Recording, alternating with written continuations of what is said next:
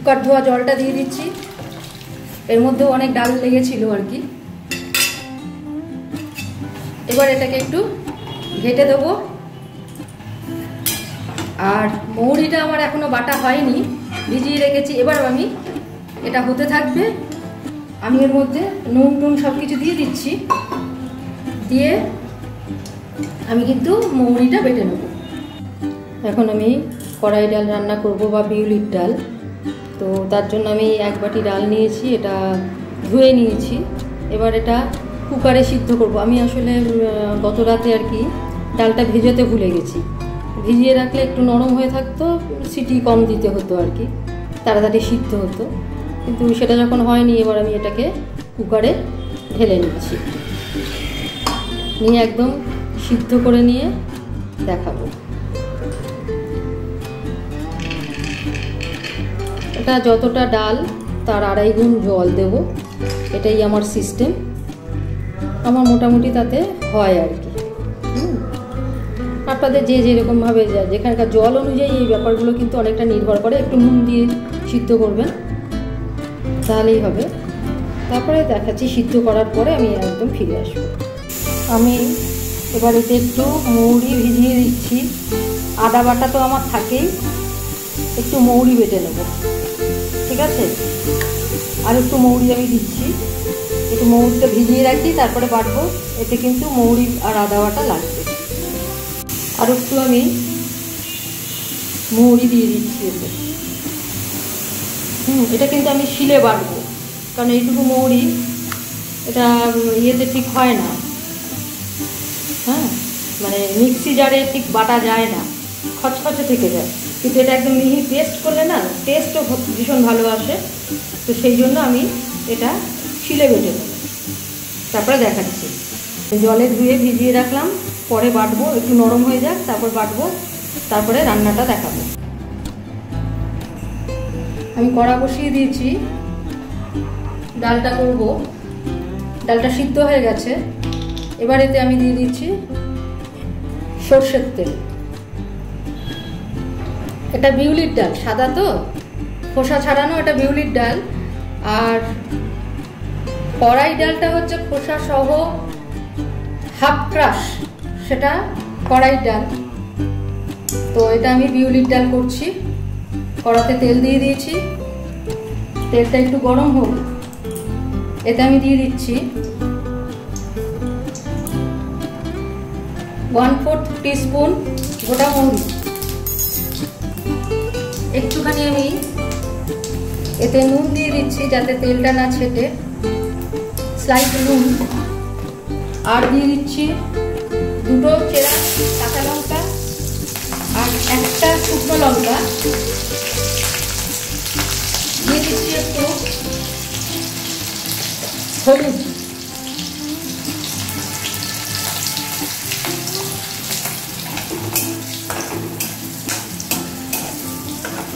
ব্যাস, লঙ্কা ভাজা গন্ধগুলো বেরিয়ে গেছে। একটা কথা বলি, এই বিউলির ডালে কিন্তু শুকনো লঙ্কার গন্ধটা ভালো যায়। আমরা এখন ধরুন কাঁচা লঙ্কা খাই বেশি, তার জন্য কাঁচা লঙ্কাটা দিলাম, কিন্তু শুকনো লঙ্কা ভালো যায়। এগুলো টিপস আমি বলে দিচ্ছি নতুনদের জন্য। টেস্ট যদি ভালো আনতে হয় 1টা শুকনো লঙ্কা দেবেন। এই শুকনো লঙ্কাটা আমি অবশ্য এটা 2টো ভাগ করে নেবো আর কি। কুকার ধোয়া জলটা দিয়ে দিচ্ছি। এর মধ্যে অনেক ডাল লেগেছিল আর কি। এবার এটাকে একটু ঘেটে দেবো। আর মৌরিটা আমার এখনো বাটা হয়নি, ভিজিয়ে রেখেছি। এবার আমি এটা হতে থাকবে, আমি এর মধ্যে নুন টুন সব কিছু দিয়ে দিচ্ছি। দিয়ে আমি কিন্তু মৌরিটা বেটে নেব। আচ্ছা, এবার মৌরি ভেজানো আছে, এটা আমি কিন্তু জলটা পুরোটা নেব না, জলটা আমি আগে এখানে ছেঁকে নিচ্ছি।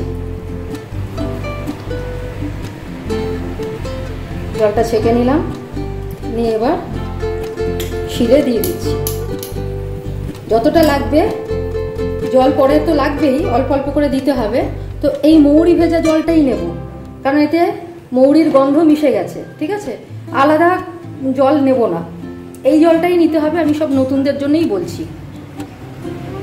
আচ্ছা, আমার ডালটা ফুটে উঠেছে, ততক্ষণে কিন্তু আমার আদাটাও মৌরিটাও বাটা হয়ে গেছে। এবার এতটা মৌরি কিন্তু আমি নেব না, হ্যাঁ, আমি মোটামুটি এর উপযুক্ত এই 1 চামচ মতো মৌরি বাটা দিয়ে দিলাম, আর একটু সামান্য দিয়ে দিলাম।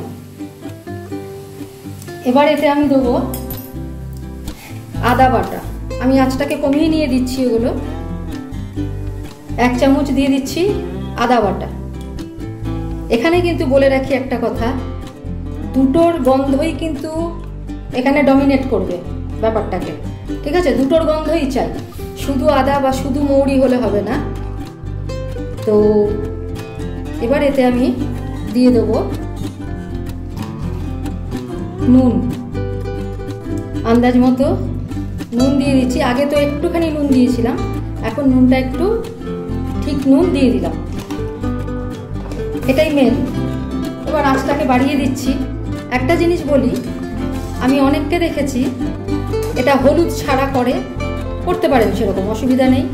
আচ্ছা, অনেককে দেখেছি এতে তেজপাতা দেয় আর মিষ্টি দেয়, এই তিনটের কোনোটাই কিন্তু আমি করলাম না।